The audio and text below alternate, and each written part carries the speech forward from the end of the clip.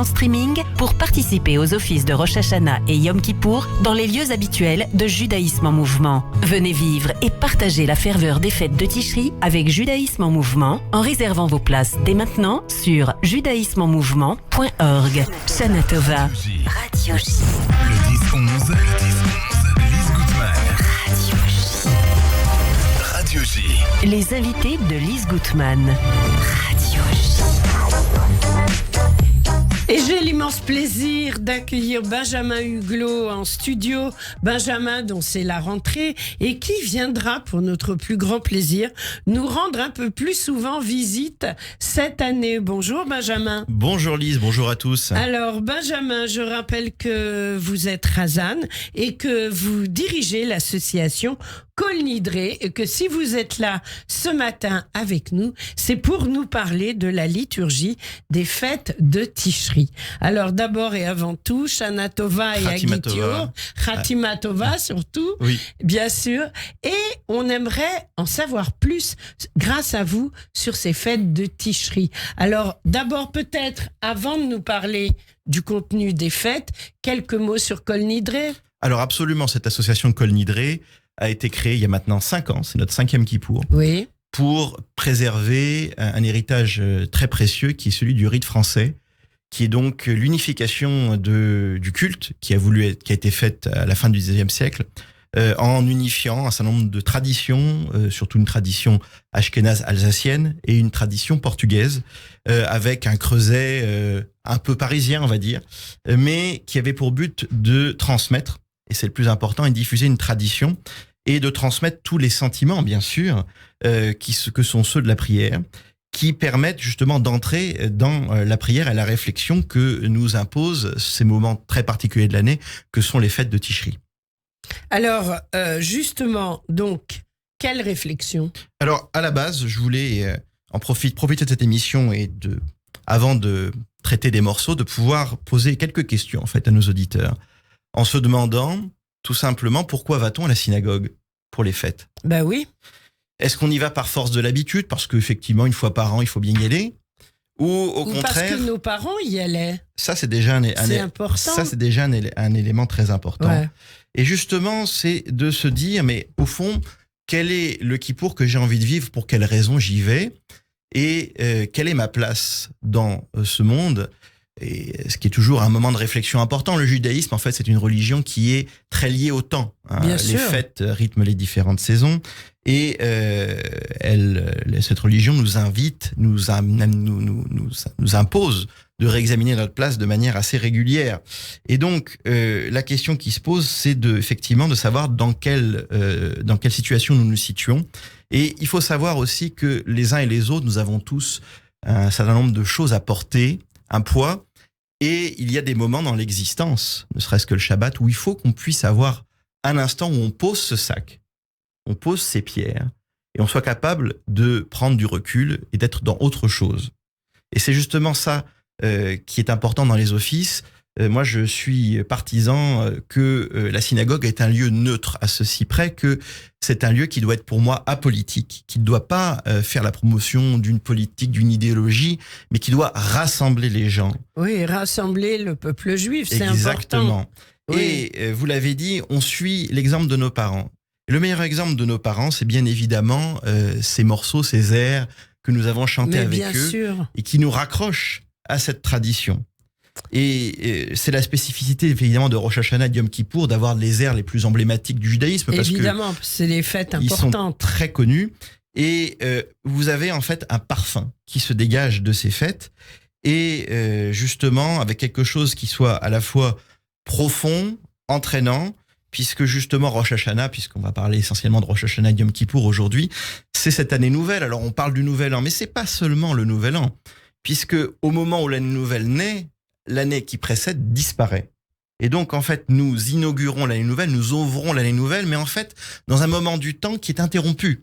C'est-à-dire que nous sommes avant le début du temps, puisque nous posons Rosh Hashanah, la tête de l'année, tout le programme de l'année qui vient. Mais bien sûr, bien sûr.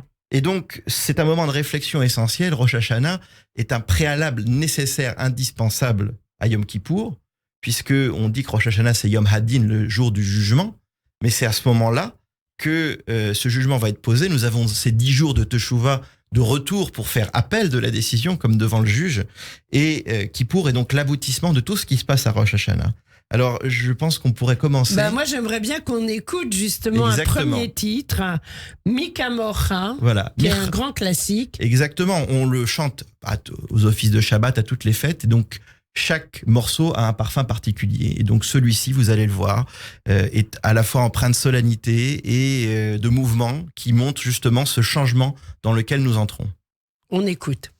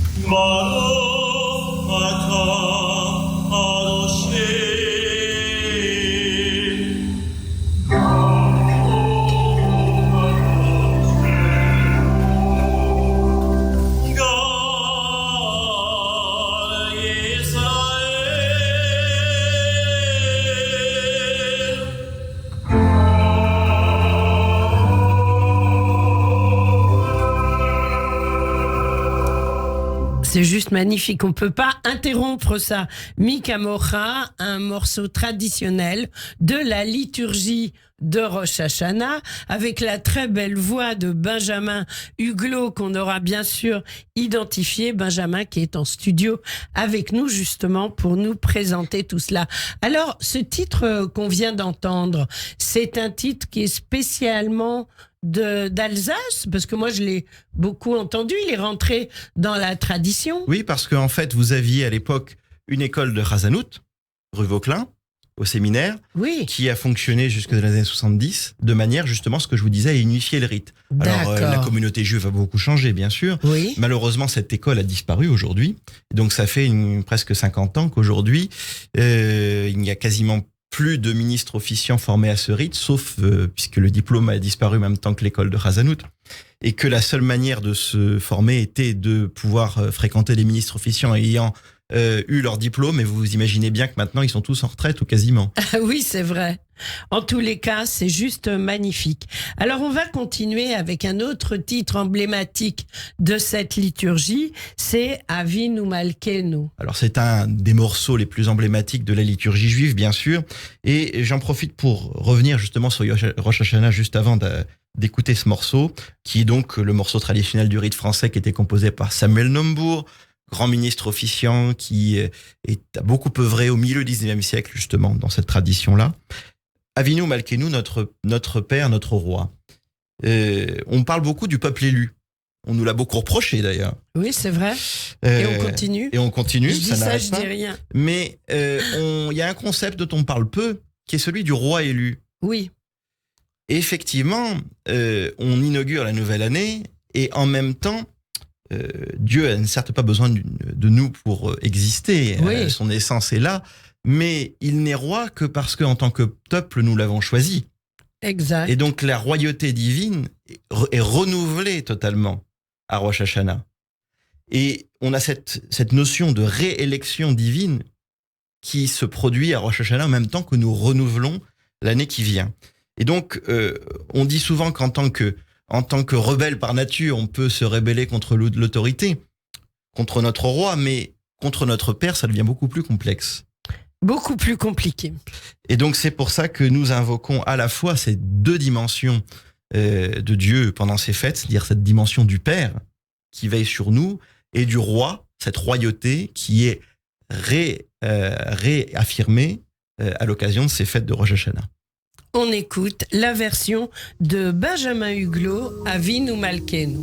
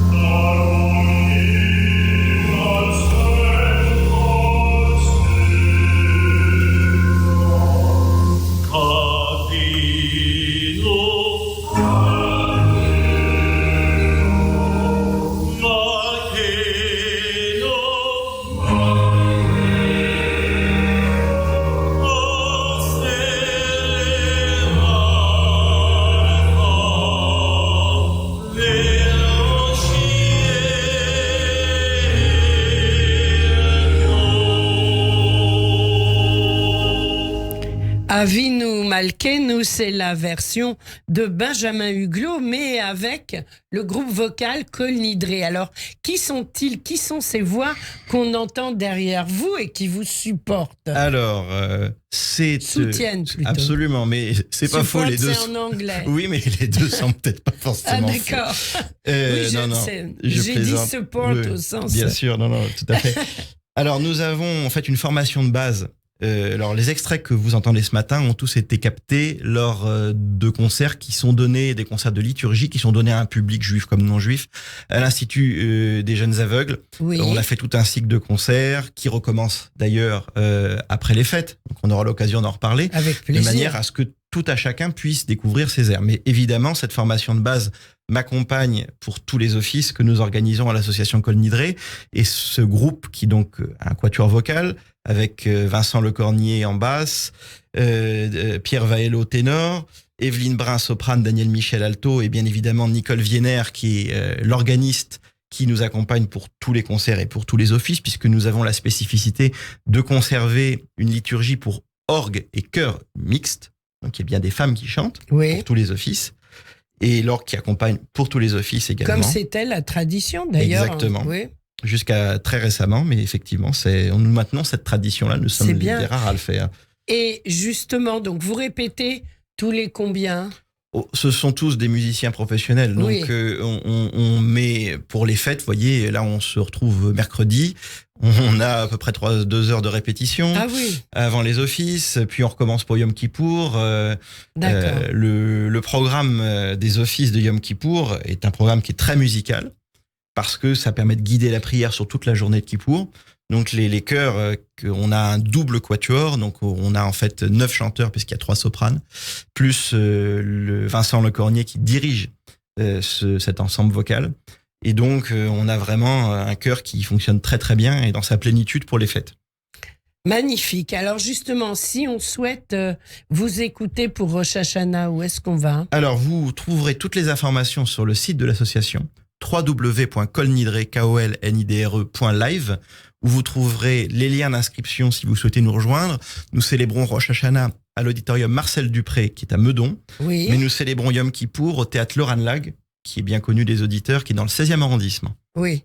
Donc, kolnidre.live, Live. L-I-V-E. Absolument. Voilà, c'est facile.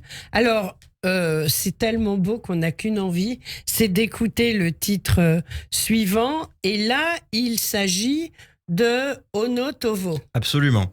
Alors, on rentre dans quelque chose de plus fort, si j'ose dire, puisque là, on rentre dans la confession des péchés, on est dans Yom Kippour. Oui. La spécificité d'ailleurs du rite ashkénaze vient que cette confession publique est chantée, ce qui n'est pas le cas dans beaucoup d'autres communautés. Alors, on connaît beaucoup de confessions. Il y a la confession régulière, quotidienne du Tachanoun. Vous avez également, malheureusement, la confession des mourants. Cette confession est très particulière parce qu'elle suit l'ordre de l'aleph-bet de l'alphabet. Hacham, nous, Osham, nous, Bogad, nous, etc.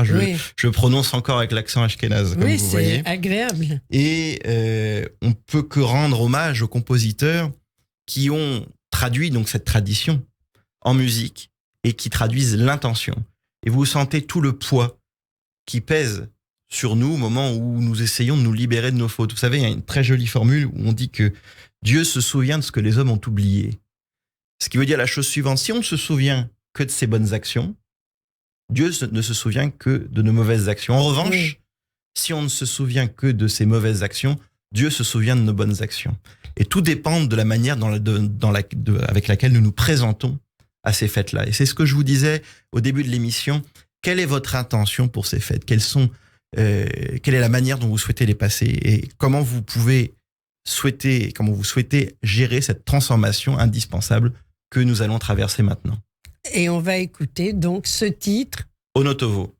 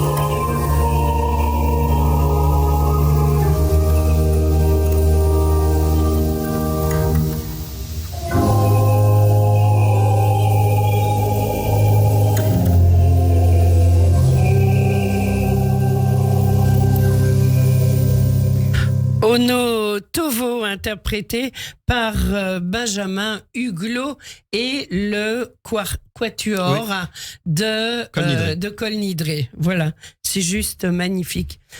Vous chantez, nous, ça nous laisse sans voix. On va terminer cette jolie émission. Benjamin Huglot, merci de nous apporter cette musique extraordinaire, exceptionnelle, on peut le dire, avec un titre emblématique que tout le monde connaît. Même quand on ne connaît pas, on connaît Adon Olam. Mais bien sûr. et avec dans cette version spécifique qui est celle du compositeur italien Salomon Rossi, musique baroque, qui est aussi chantée traditionnellement dans les communautés ashkénazes. Et avant de vous laisser, je voulais souhaiter surtout à tous nos auditeurs de très belles fêtes, que ce soit un moment pour eux d'élévation spirituelle et qu'ils puissent choisir la manière dont ils vont vivre les fêtes et surtout avec qui ils vont les vivre, de manière à participer pleinement à cette mutation, encore une fois, qui est la nôtre en cette époque spécifique. C'est presque de la psychanalyse là, ce que vous nous bien proposez. Sûr. Merci à vous, Benjamin Huglot. On se sépare sur Adon Olam, votre très très belle version. Continuez, moi c'est le vœu pour cette année, de nous enchanter avec vos musiques et on se retrouve bientôt dans ce même studio à Radio J. Merci, avec au revoir. Avec plaisir, à Gut Yantef. À Gut Yantef.